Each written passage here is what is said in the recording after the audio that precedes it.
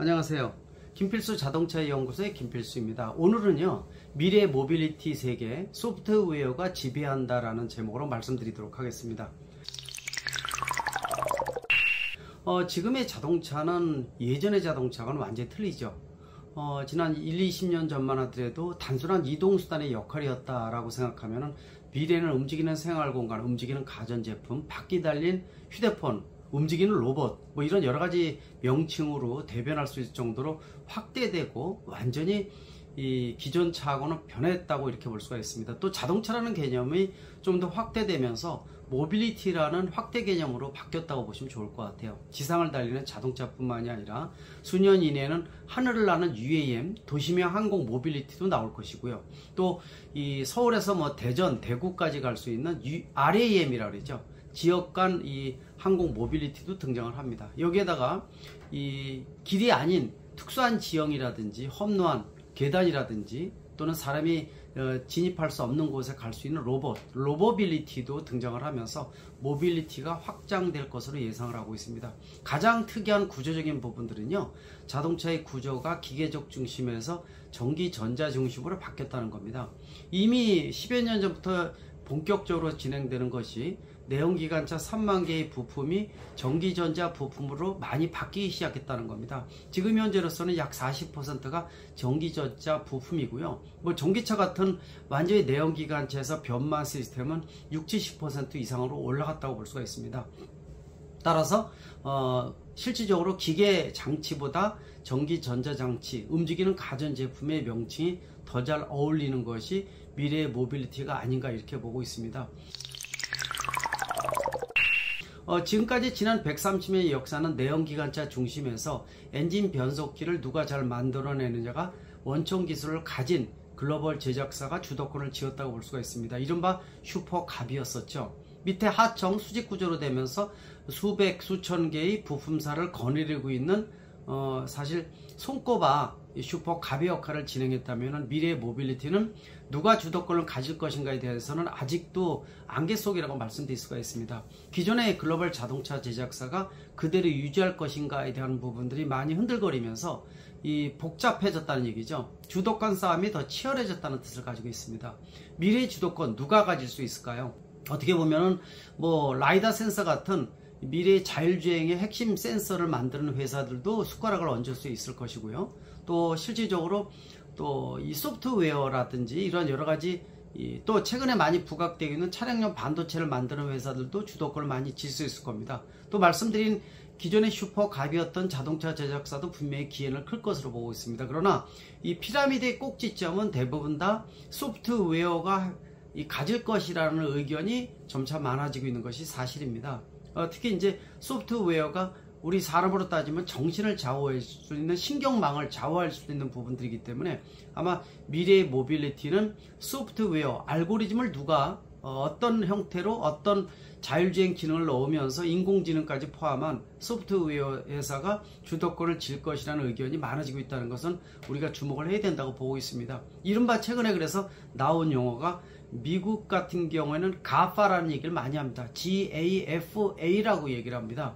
구글, 아마존.com, 페이스북, 그 다음에 이 애플을 얘기를 해주는 거죠. 그래서 이러한 4개 회사는 세계를 대표하는 소프트웨어 회사, 알고리즘 회사, 인공지능을 포함한 개발 회사라고 볼 수가 있습니다. 반대로 미중 간의 경제 갈등에서 중국이 많이 부각되는 것을 베스라고 보통 얘기를 합니다. BATH라고 그러죠.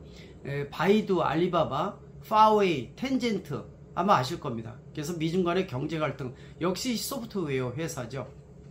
국내 같은 데는 네이버라든지 이런 데는 역시 뭉쳐야 됩니다. 그러다 보니까 뭐 일본이라든지 또는 뭐 프랑스 등등 제3세계가 뭉치면서 미래 주도권을 놓치지 않기 위해서 노력을 하고 있는 상태라고 볼 수가 있습니다.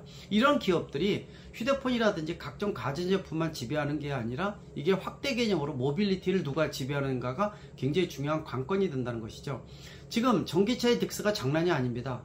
특히 이제 2035년 정도에 거의 세계적으로 통합이 돼가고 있죠. 지금부터 13년 이후에는 내연기관차가 없어지면서 판매 종식이 된다는 거죠. 따라서 수명이 굉장히 짧습니다. 13년이라는 것은 눈 깜짝할 새에 지나갈 수 있는 기간이기 때문에 이 기간에 전기차 전환, 엔진 변속기라는 만 개의 부품이 없어지고 배터리 모터라는 모듈별로 들어가다 보니까 13,000개에서 18,000개의 과반뿐이 되지 않는 전기차 전환이 빨라질 것으로 보고 있고요. 또 수전기차 같은 무공해 차도 역시 등장을 하지만은 전기차 그 다음이기 때문에 시간이 좀 더 필요한 부분이라고 말씀드릴 수가 있습니다. 지금은 전기차의 시대라는 것이죠. 근데 이 전기차의 특성가 빨라지면서 변화가 크게 일어나고 있습니다. 아시겠지만은 여기에다가 자율주행을 넣고 또 공유 모델이라든지 다양한 비즈니스 모델이 융합적으로 바뀌는 것도 현재의 추세라고 분명히 볼 수가 있습니다.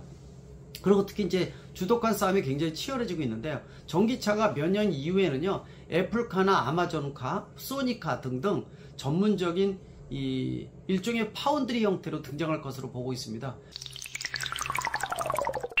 여러분들 애플카가 왜 관심을 갖고 있느냐 그러면은 애플 하게 되면은 인류가 생긴 이래 가장 혁신적인 제품이 바로 스마트폰입니다. 스마트폰이 인류를 완전히 바꿨다고 해도 과언이 아니겠죠. 바로 이 첫 번째 모델을 제시한 것이 바로 애플입니다.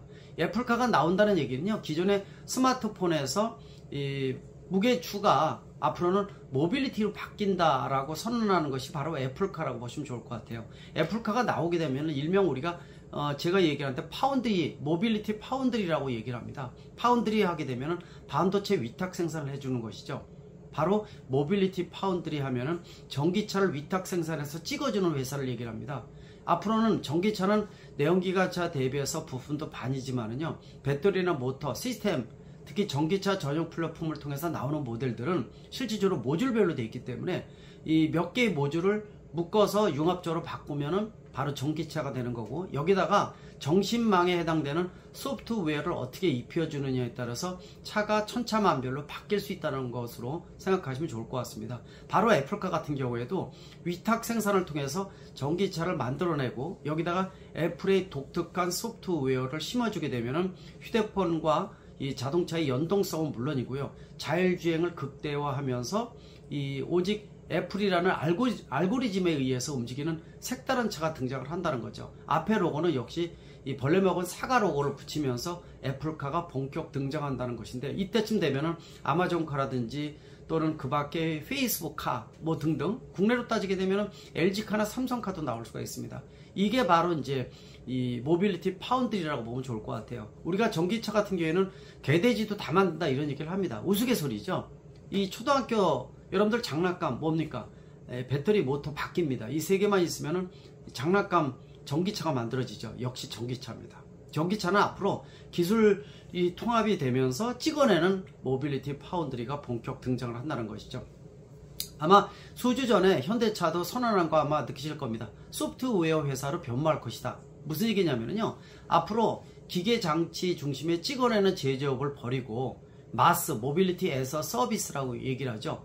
이 서비스의 어떤 미래의 플랫폼 제작회사라는 시스템을 가지고 있는 건데, 역시 이 중에 소프트웨어가 모든 것을 좌우해주는 이런 회사로 변모하겠다는 것은 상당히 중요한 선언이라고 볼 수가 있습니다. 이러한 선언의 대표적인 기업이 테슬라라고 볼 수가 있습니다. 테슬라는 차의 완성도는 떨어지지만은 왜 세계적으로 인기를 끄는 것일까요? 차를 오래 끌면 끌수록 차가 똑똑해진다는 겁니다. 이 세계적으로 운행되는 테슬라에서 각종 정보를 인공위성으로 보내고, 인공위성에서 미국 본사에 보내서 이 세계에서 운행되는 모든 테슬라 차량의 각종 정보를 빅데이터화해서 업그레이드 시킨 다음에 다시 세계의 모든 차에다가 업데이트를 시켜주는 OTA라고 그러죠. 오버 더 에어라고 얘기합니다. 우리말로 얘기하면은 자동차에다가 실시간 무선 업데이트를 시켜주죠. 그러면서 인공지능을 포함한 이 자율주행 기능을 극대화해주면서 더 똑똑한 차를 만들어주는 소프트웨어 회사라는 거죠. 최근에 들어와서 리콜도 그래서 소프트웨어를 업데이트 시켜서 간단히 끝내는 경우도 많아지고 있죠.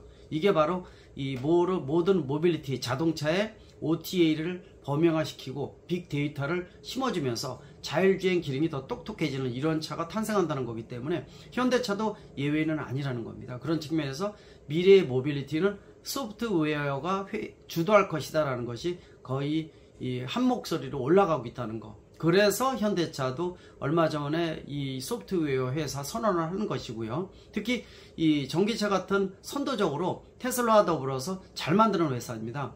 이 아이오닉5나 EV6 세계의 모든 상을 휩쓸면서 없어서 못 파는 차가 바로 이런 모델인데, 여기다가 소프트웨어 알고리즘을 얼마큼 업데이트 시키면서 OTA라든지 이런 걸 극대화시켜 주느냐가 미래의 어떤 경쟁력을 좌우한다는 측면에서 미래의 모빌리티의 변화가 앞으로 커질 것으로 보고 있습니다.